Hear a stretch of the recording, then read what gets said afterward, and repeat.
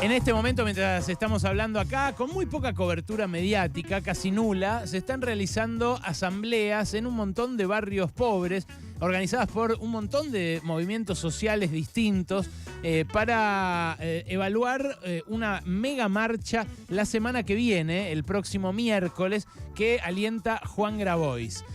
Claro, la marcha de la semana que viene promete tener una escala importante, pero también esta misma movilización, la de hoy, la de las asambleas, va a estar seguida de otra gigantesca mañana, en la cual se van a movilizar tanto el bloque piquetero, que marcha a la Plaza de Mayo, los grupos de movimientos sociales más opuestos al gobierno, que denuncian más enérgicamente la situación social, pero también otros sectores, como la UTEP, también de Juan Grabois, que marcha al Congreso para reclamar el salario básico universal.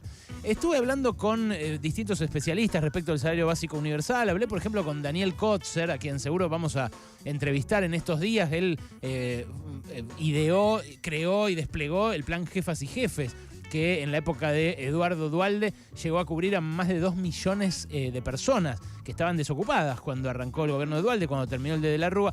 Evidentemente es una discusión que está abierta si lo que hace falta es un salario básico universal, un programa de empleo garantizado como fue el plan Jefas y Jefes, o un refuerzo salarial, que es lo que más recomiendan Daniel y otros expertos, siendo que ahora el problema no es tanto el desempleo, como lo era cuando era 21% en la época de Cavallo y de la Rúa, sino los bajos ingresos, el hecho de que hay gente que pasa hambre aún percibiendo un ingreso o una cobertura por parte del Estado.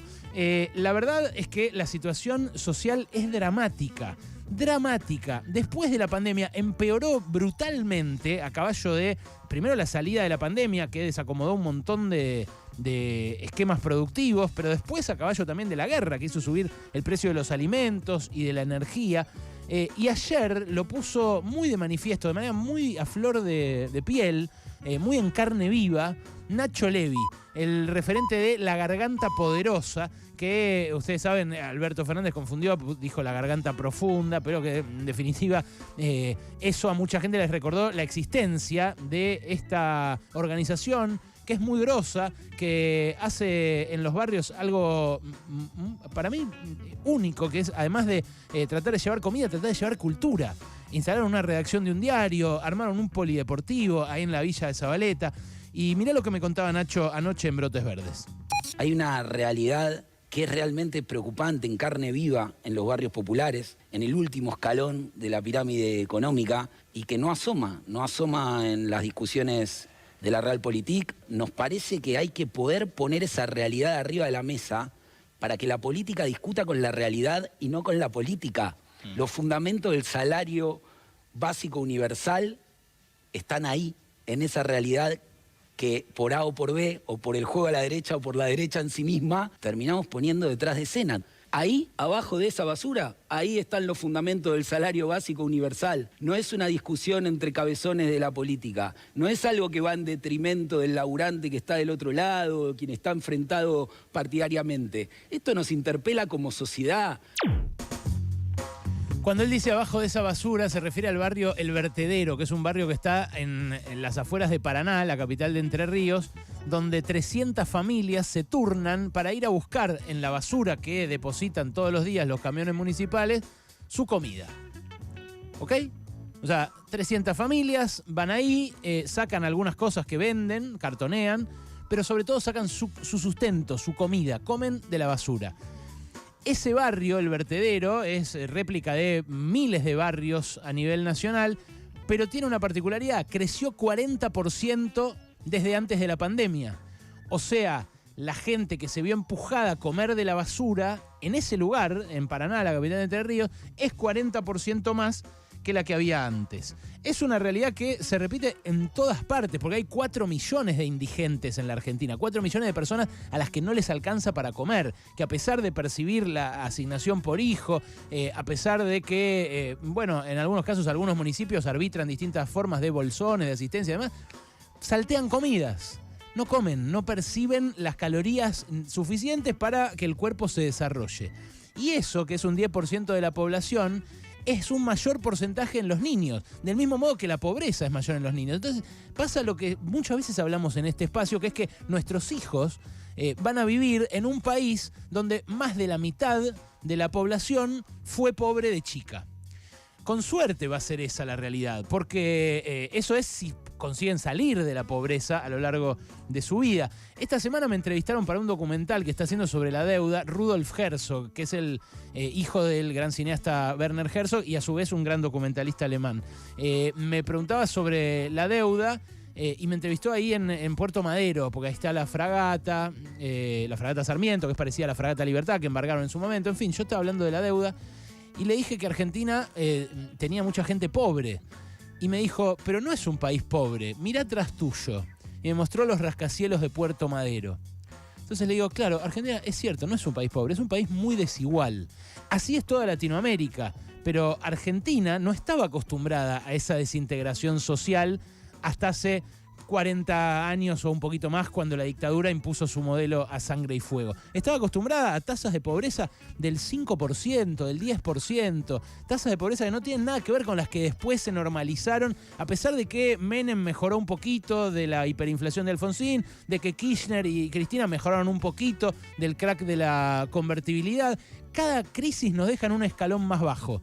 De cada crisis salimos con un ingreso un poquitito mejor al peor momento, pero mucho peor al del anterior escalón. En este caso ni siquiera, Alberto Fernández ni siquiera nos recuperó del peor momento de Macri. Estamos en este momento en términos de ingresos igual que como nos dejó Macri, que nos había dejado 25 a 30% abajo en términos de ingresos de antes. Ese gobierno anterior, del gobierno de Macri, un gobierno de derecha, inició muchas causas contra los movimientos sociales que ahora se van a movilizar, tanto hoy como mañana como la semana que viene. Muchas de esas causas estuvieron dormidas en los tribunales durante años y ahora se reactivaron todas juntas después de los 3 discursos donde Cristina Kirchner criticó a las organizaciones sociales. Estoy diciendo que Cristina los mandó a allanar, que Cristina disparó los 16 allanamientos en Jujuy, a la Corriente Clasista y Combativa, a Barrios de Pie, a la Tupac Amaru. No estoy diciendo eso. Queda bastante claro que a Cristina no le responde la justicia, ¿no? Por eso los juicios que tuvo, por eso los allanamientos que tuvo en su propia casa. Ahora, hay un clima de mucha hostilidad hacia estos sectores que ya vienen tolerando ser invisibles para las capas más ricas o el resto de la sociedad, y que ahora, además de invisibles, empiezan a ser perseguidos.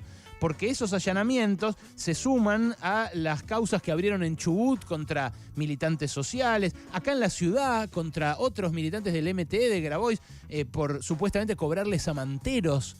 Mirá el juicio que les hacen juicio por cobrarles a manteros supuestamente protección contra la represión de la policía, que a cada rato les roba la mercadería, los verduguea, les pega o les saca un ojo con una bala de goma. Lo que hacen esos manteros en muchos casos es aportar a los movimientos que los defienden de esa represión. Pero claro, esos movimientos ni siquiera pueden tener un aporte sindical como sí tienen los sindicatos, porque son empujados a la marginalidad por el propio discurso de la política. Es como dice Nacho Levi, la política habla entre sí, hablan cabezones de la política. Nadie cambia la realidad.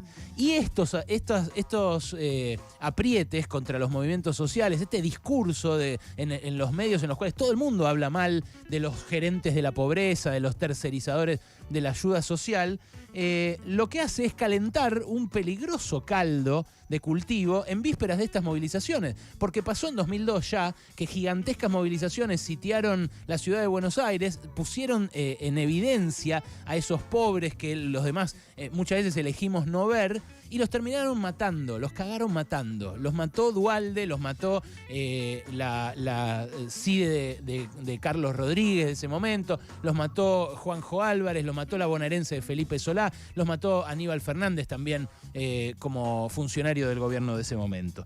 Ahora, la verdad, a mí me da miedo que avance esa represión, que avance el narco, como denunció ayer Nacho Levi, y que empiecen a matar dirigentes sociales, porque ya pasó en Rosario. En Rosario a Eduardo Trasante de Ciudad Futura, que era un pastor que peleaba contra el narcotráfico, lo mataron así, porque en los barrios, cuando se retira la asistencia, crece otra forma de sobrevida, que es el narco. y hay incluso en los barrios situaciones donde los que antes eran parte de una organización o trataban de ayudarse mutuamente, terminaron entrando a ese negocio porque no les queda otra, porque si no se cagan de hambre. Así como los empujó a cartonear o a comer del basurero a muchos en Paraná, a otros los empuja a vender falopa, digámoslo así, y a que eso le exponga a su vez su vida a un final trágico. Ahora, ¿es la justicia la que empuja allanamientos para demonizar a los movimientos sociales, para blindar al gobierno de derecha que venga después de este? ¿Busca custodiar el ajuste que anunció Silvina Batakis, que va a empeorar la situación de esos sectores pobres? Porque durante la segunda mitad del año, por ejemplo, no va a haber refuerzo de 18.000 pesos como el que hubo ahora en estos últimos meses, porque el Fondo Monetario no lo habilita. ¿Qué busca? Yo no lo sé, la verdad, no lo sé, lo vamos a ver en este tiempo. Pero lo que sí me pregunto, ante ese avance del narco, ante la vergüenza del lockout agropecuario que hoy hacen las entidades de patronales ruralistas, a pesar de que lo que reclaman, que es más gasoil, ya empezó a aparecer, porque lo dicen los propios transportistas, ya empezó a aparecer más gasoil en las estaciones de servicio, aunque todavía hay faltantes, y ellos no tienen nada de qué quejarse en su situación particular, porque son los de panza llena los que le va bien. Bueno, me pregunto, ¿cuándo vamos a empezar a ver a los invisibles? ¿Qué hace falta para que nos resulte tan raro como al alemán que me entrevistó a mí, que existan villas como la 1114 en la ciudad de Buenos Aires, que es la más rica de la Argentina y que tiene un PBI per cápita como el de Bélgica? ¿Para qué quieren gobernar si no es para cambiar esa realidad? ¿Para qué se propone un movimiento como el peronista, por ejemplo, gobernar la Argentina si la va a entregar tal como la recibió? Existió la pandemia en el medio, está la crisis mundial y demás. Ahora, lo que hay que cambiar de la Argentina es esa desigualdad escandalosa.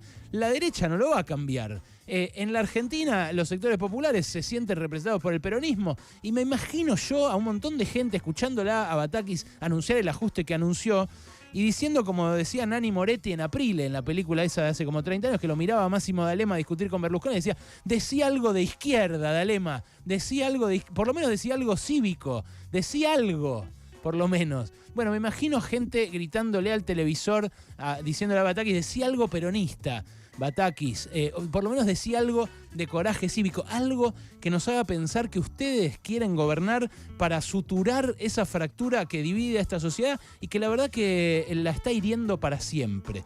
Esa gente, creo yo, esperaba que este gobierno hiciera visibles a los invisibles y ahora está poniéndose de manifiesto y se va a mostrar en las calles, tanto hoy como mañana como la semana que viene, que no. Ojalá la respuesta no sea represión, ojalá la respuesta sea abrir los ojos, porque están ahí, se están cagando de hambre y la desigualdad en Argentina ya mata, puede matar mucho más. Pasaron cosas.